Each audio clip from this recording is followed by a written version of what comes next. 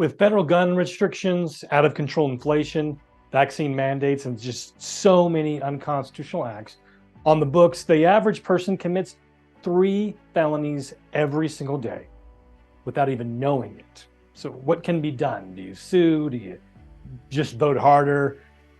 What do we do? What is the solution? The US Constitution is the rule book for the federal government.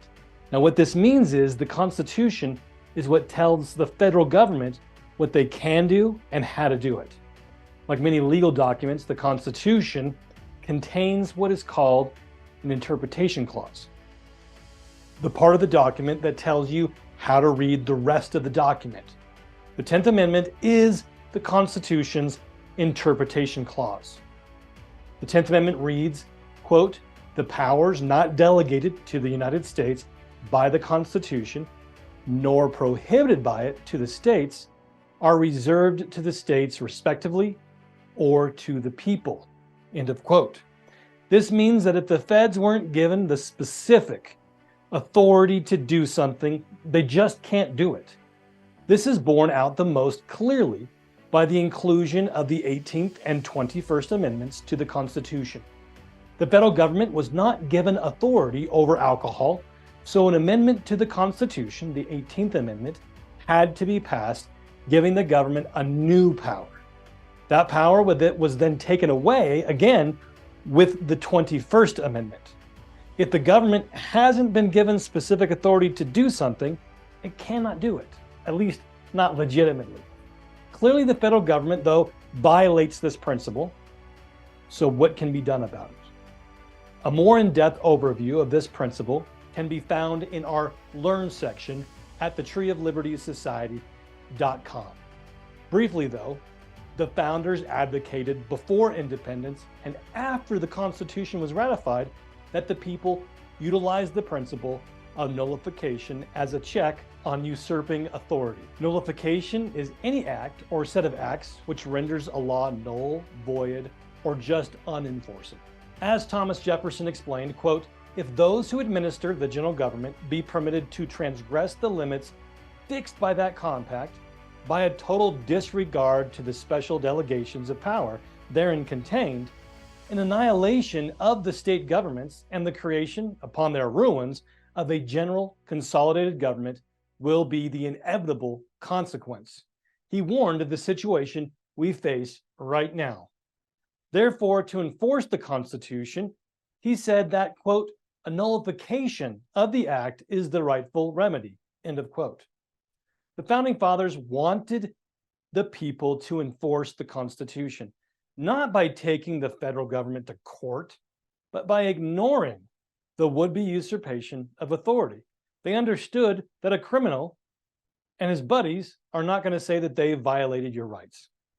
Are there consequences to standing up for the law of the land, the Constitution? Yeah, it can be scary to stand up for a right against seemingly very powerful forces. However, when we are on the side of right, we can expect the blessings of heaven.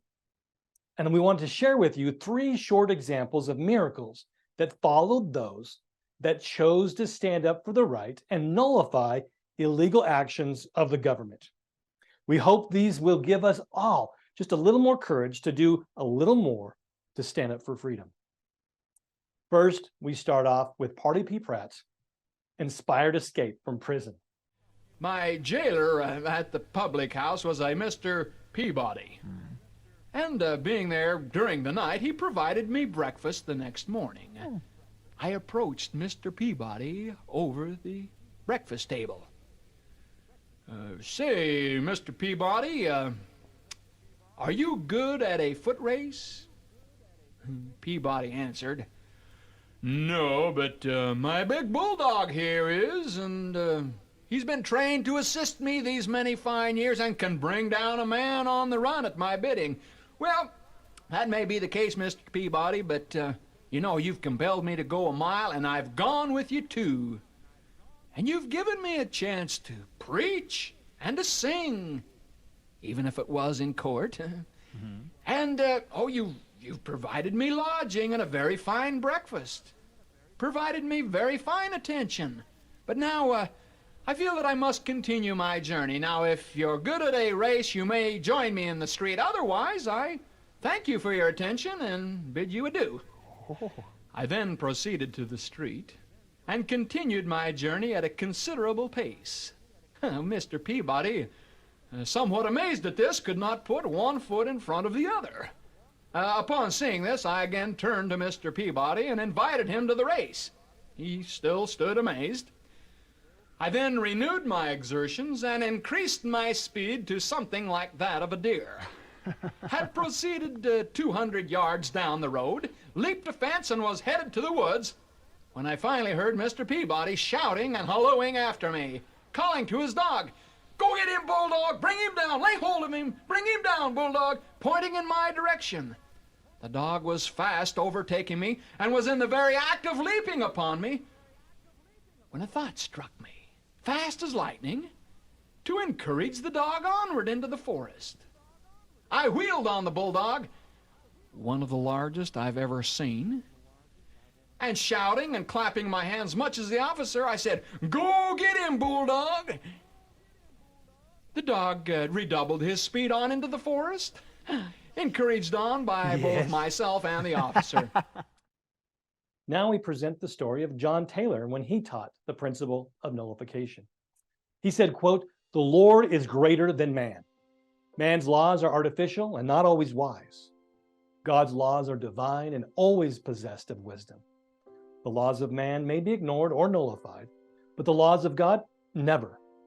We believe in loyalty to our country, but when they enact laws forbidding us the free exercise of a religion, we cannot submit. God is greater than the United States, and when the government conflicts with heaven, we will be ranged near the banner of heaven against the government. The United States says we cannot marry more than one wife. God says different. We had no hand in the business. Joseph Smith had no hand in it. Brigham Young had no hand in it. I had no hand in it. It was all the work of God, and his laws must be obeyed. If the United States says different, the saints cannot obey it. We will worship God according to the dictates of our own conscience. We want to be friendly with the United States, if the government will let us, but not one jot nor tittle of our rights will we give up to purchase it. When adulterers and libertines pass a law forbidding polygamy, the saints cannot obey it. The United States cannot abolish it. No nation on earth can prevent it, nor all the nations of the earth combined. I defy the United States. I will obey the will of God. These are my sentiments, and all of you who sympathize with me in this position, raise your right hand. Now we want to talk to you about the time when a community got together to nullify the orders of the local sheriff. Joseph Smith one day said that, quote, "We started for Ottawa and arrived at Pawpaw Grove, 32 miles, where we stopped for the night. Squire Walker sent Mr. Campbell, sheriff of Lee County, to my assistance, and he came and slept by me. In the morning, certain men wished to see me, but I was not allowed to see them. The news of my arrival had hastily circulated about the neighborhood, and very early in the morning, the largest room in the hotel was filled with citizens who were anxious to hear me preach and requested me to address them. Sheriff Reynolds entered the room and said, pointing to me, 'I wish you to understand this man is my prisoner, and I want you should disperse. You must not gather round here in this way.' On which an aged gentleman who was lame and carried a large hickory walking stick advanced towards Reynolds, bringing his hickory upon the floor and said, 'You damned infernal puke, we'll learn you to come here and interrupt gentlemen. Sit down there,' pointing to a very low chair, 'and sit still. Don't open your head till General Smith gets through talking. If you never learned manners in Missouri, we'll teach you that gentlemen are not to be imposed upon by a slave driver. You cannot kidnap men here if you do in Missouri. And if you attempt it here, there's a committee in this grove that will sit on your case. And sir, it is the highest tribunal in the United States. As from its decision, there is no appeal.' Reynolds, no doubt aware that the person addressing him was at the head of a committee, who had prevented the settlers on the public domain from being imposed upon by land speculators, sat down in silence while I addressed the assembly for an hour and a half. Now we'd like to share with you the story of nullification, which became a family affair. LDS Apostle John W. Taylor, who was the son of late church president John Taylor, was being summoned to testify in the Reed-Smoot U.S. Senate hearings of 1904. To avoid testifying, Taylor went into hiding. There was a boy, John Taylor's son, was sitting on his porch when a processor came up to him and said, "Hey kid, where's your father?" Joseph, the son, making a kite on the front porch of the big house in Farmington, looked up to see the man who had come in the gate. The serge suit, the hard hat, the bullnose shoes combined with the belligerent air of the typical process server. Then he said, "Who do you want?" "John W. Taylor. Is that your father?" Joseph admitting nothing. "He's not here." Process server says, "He lives here." And as the boy said nothing, "He was here yesterday." "You must mean Uncle Mose," Joseph said. "Uncle Mose was here yesterday." "Well, where is he?" "I don't know." The process server crossed the porch and rang the bell. With no answer, he hammered the door. "Nobody's home," Joseph said. "Where's your mother?" "Away." Joseph kept working at his kite. "Where?" "I don't know." "Well, when will she be back?" "I don't know." "Where are the other kids?" "With mother." "Why are you left behind?" "To watch this place. There have been suspicious characters prowling around lately," Joseph said blandly. The process server grunted, stamped off the porch, and out the front gate. He climbed into a rig, cut the horse with the whip, and the buggy clattered down the street. The process server saw a bent old woman, hesitating uncertainly at the edge of the road, afraid to cross. The process server didn't pull up. His mind was on more important things than chivalry. It was his job to serve a subpoena on John W. Taylor, requiring his presence before the Committee on Privileges and Elections of the United States Senate in the matter of the protest against the right of the Honorable Reed-Smoot, a senator from the state of Utah, to hold his seat. The process server knew that Taylor had made a secret trip to Utah from Canada, that he had been seen in Farmington yesterday. The question was how to find and serve him. As the rig rattled past, a boy coming along the street noticed the old woman poised uncertainly. "Let me help you across, sister." The boy took her arm and then stiffened in surprise. For under his fingers was not a withered arm, but bulging muscles hard as rope. The boy looked into the eyes between the bonnet and the fan held directly before the face because of the dust from the passing buggy. Around the clear eyes was firm, smooth skin.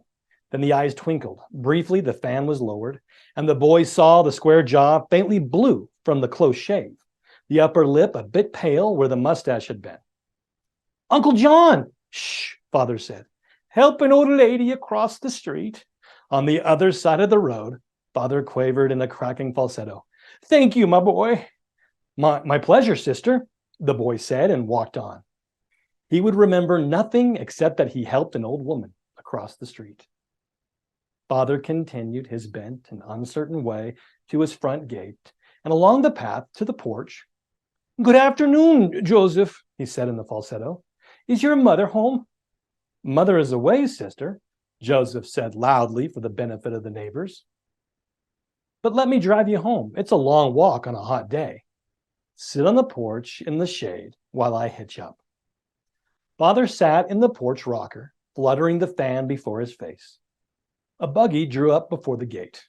It was the process server again, back with some second thought. Having been seen, Father could do nothing but sit and sweat it out. As the process server climbed down, Father adjusted the bonnet low on his forehead, hunched his wide shoulders under the dress.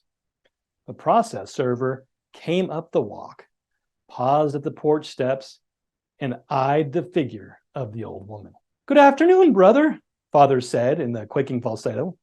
A sly look came into the man's eye. He had thrown away his cigar down the street.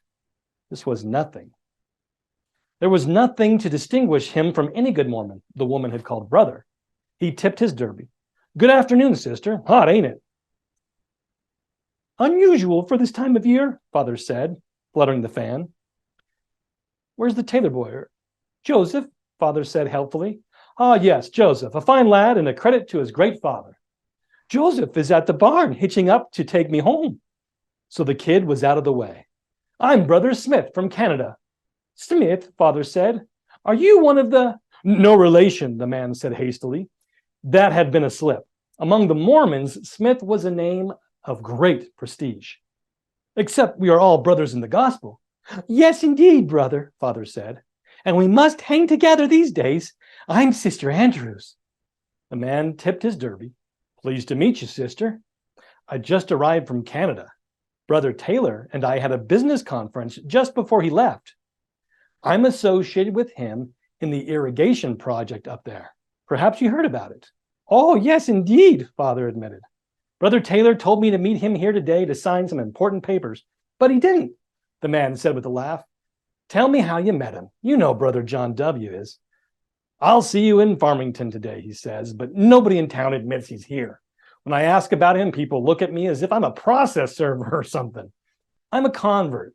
I was raised in the East, and I don't know anybody around here who could vouch for me. Of course, Sister Taylor knows who I am. She's heard about me from Brother John W., but she's away. And I'm afraid Joseph is too well trained. The papers have to be signed today, or the deal will fall through. And it means a great deal to Brother Taylor. He wants to see me. I want to see him. But how do we find each other? Father was thoroughly enjoying the situation. It had the elements of humor and danger, and he loved both. The fan concealed the grin on his face as he led the process server into the clumsy lie.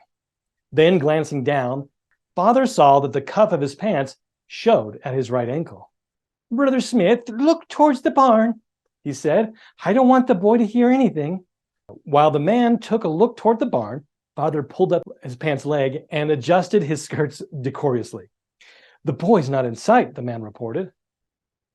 I can't say that it's true, Father said, but if you should be at Liberty Park tonight and see there a man with a long white beard, you understand, brother, a knowing wink. I understand, sister. I haven't told you anything about Brother Taylor. Not a thing, sister. Thank you, and good day. The process server went out to his buggy and drove away with a determined gleam in his eye. When Joseph brought the buggy from the barn, Father emerged from the house without disguise, dressed in a knife-edged suit and with a hat at a jaunty angle. The boy's jaw dropped. But Father, Uncle Mose, Father corrected. Uncle Mose, there was a process server. When I was a young man, Father climbed me into the buggy and taking the reins. I enjoyed teaching Sunday school. I loved to teach, and I have just taught a gentleman never to take advantage of helpless old ladies. Now, these were some fun stories of miracles that happen when we follow correct principle, when we nullify the unconstitutional and illegal acts of any level of government. Learn more at thetreeoflibertysociety.com. Click on the Learn tab. Also, learn about solutions and what we're doing to preserve lost liberty by picking up Invasion Volume 1 and 2. I'm Ben McClintock from the Tree of Liberty Society. I'll see you next time.